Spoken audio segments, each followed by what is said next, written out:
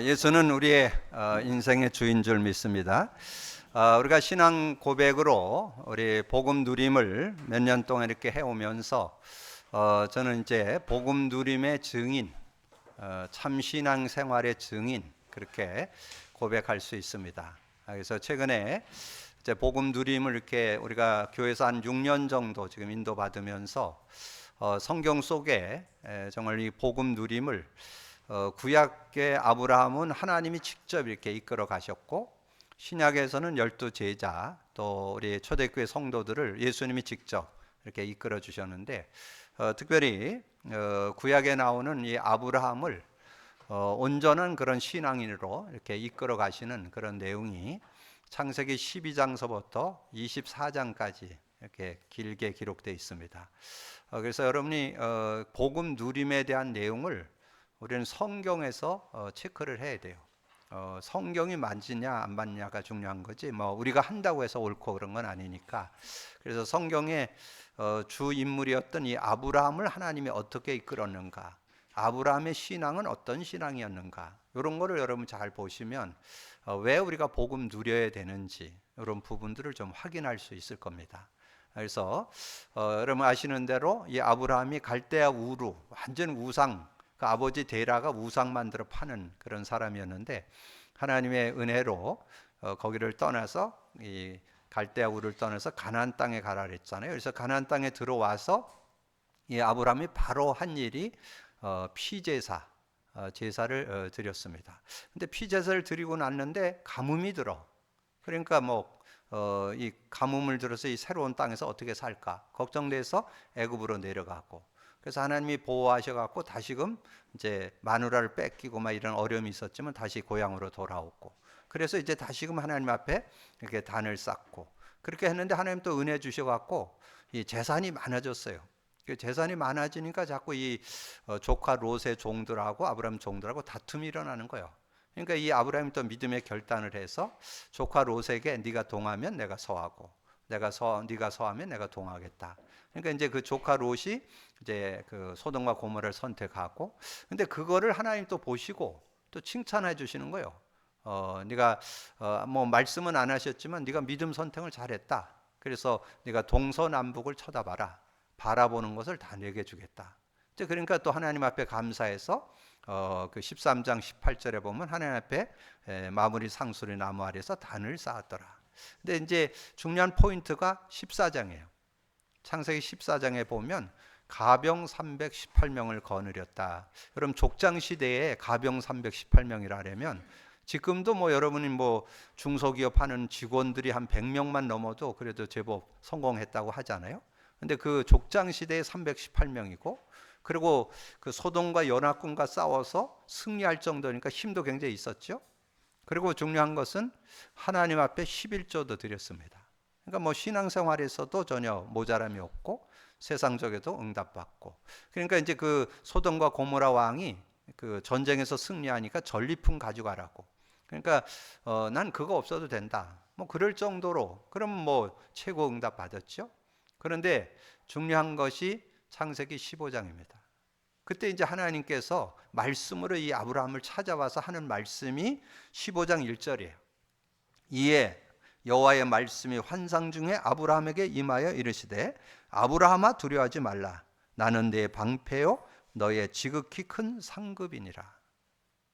그래서 하나님이 나의 그 배경이고 상급이다. 그런 말을 맞는데, 근데 아브라함이 이렇게 단을 쌓고 인도받아 봤는데 물질적인 건 되는데 왜 아이 준다고 그랬는데 왜 애는 안 주지? 그래서 이제 거기서 고백한 내용이 2절이에요. 아브라함이 이르되 주 여호와여 무엇을 내게 주시나이까? 나는 자식이 없사오니 나의 상속자는 이 다메섹 사람 엘리에셀이니이다. 그 말은 이 종이 내 상속자다. 그러니까 지금 뭔가 하나님을 믿는 믿음은 있지만 실제 내면적으로 하나님을 불신앙하는 거죠. 언약을 안 믿는 거예요. 그 피의 의미가 내 거가 안 된 거죠. 그러니까 불신앙을 하잖아요. 그러니까 하나님이 밖으로 데려나가서 하늘을 쳐다봐라. 너의 후손이 저와 같이 별과 같이 될 것이다. 그러면서 근데 놀라운 것이 거기 나와요. 제가 늘 말씀드렸지만 그 6절에 보면 아브라함이 여호와를 믿으니 여호와께서 이를 그의 의로 여기시고, 안 믿는 건 아니라니까. 여러분 신앙생활 잘하고 있어요.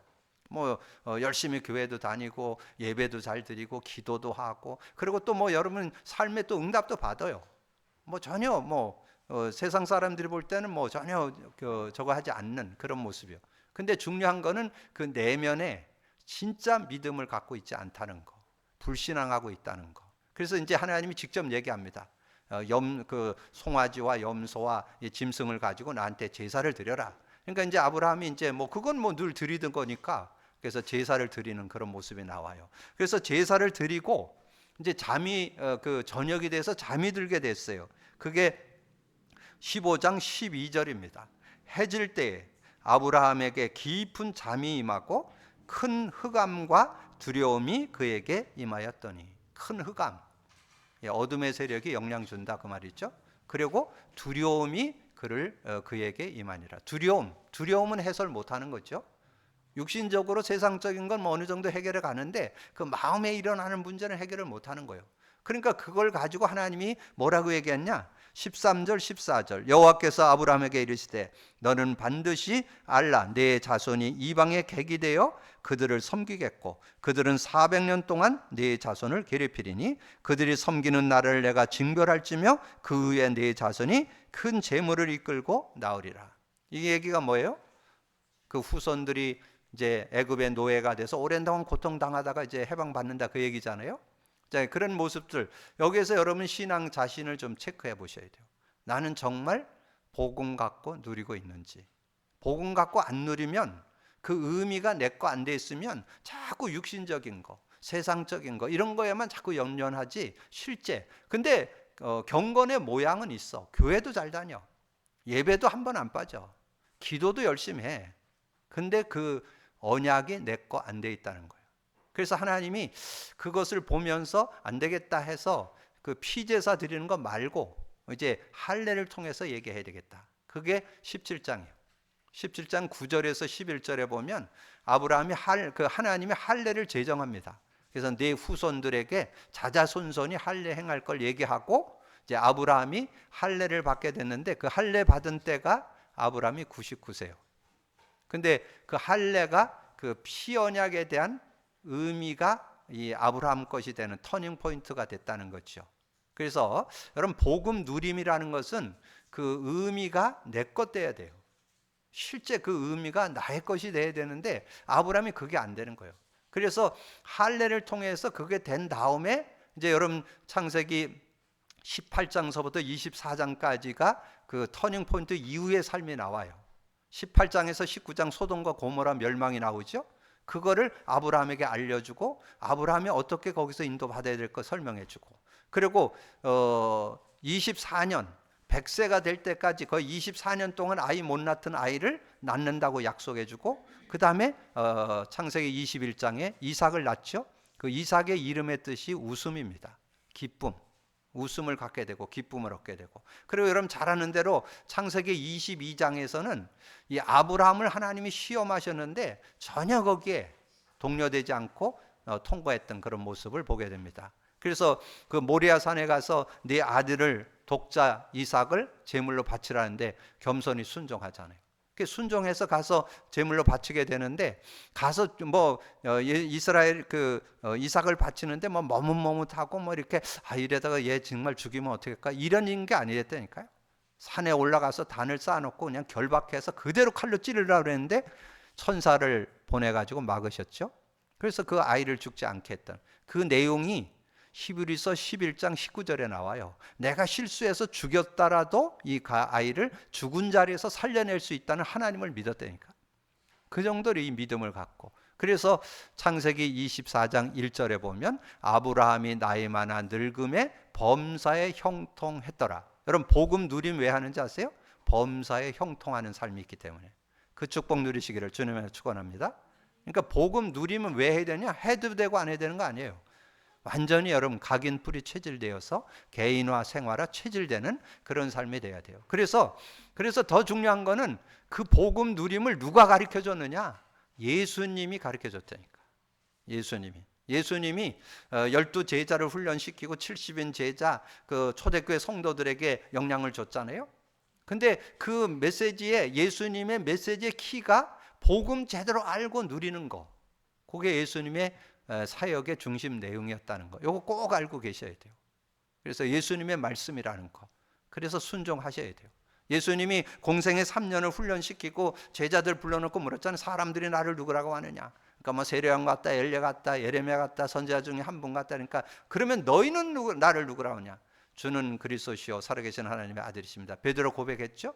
근데 베드로가 고백하니까 좀 알아듣은 것 같아요. 그때 이제 예수님이 얘기해. 내가 이제 얼마 안 있으면 죽게 될 것이고 부활하게 될 것이다. 그렇게 하니까 이 베드로가 예수님의 옷자락을 잡으면서 그럴 수 없다고 그러면서 말리잖아요. 그때 예수님 말했어. 사탄아 내 뒤로 물러가라. 그러면서 이 베드로와 요한을 데리고 변화산상에 올라간 게 마태복음 17장이에요. 여러분 마태복음 17장을 좀 잘 상고하셔야 돼요. 거기에 딱 올라가니까 모세도 나타나고 엘리야도 나타나고 흰 옷으로 샥 갈아입는 거예요.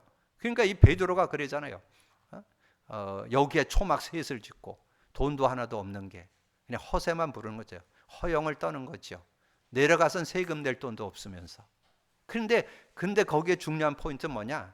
우리의 모습 속에 그 엘리야처럼 모세처럼 율법주의, 신비주의 거기다 하나 더 플러스 인본주의 가지고 있잖아요.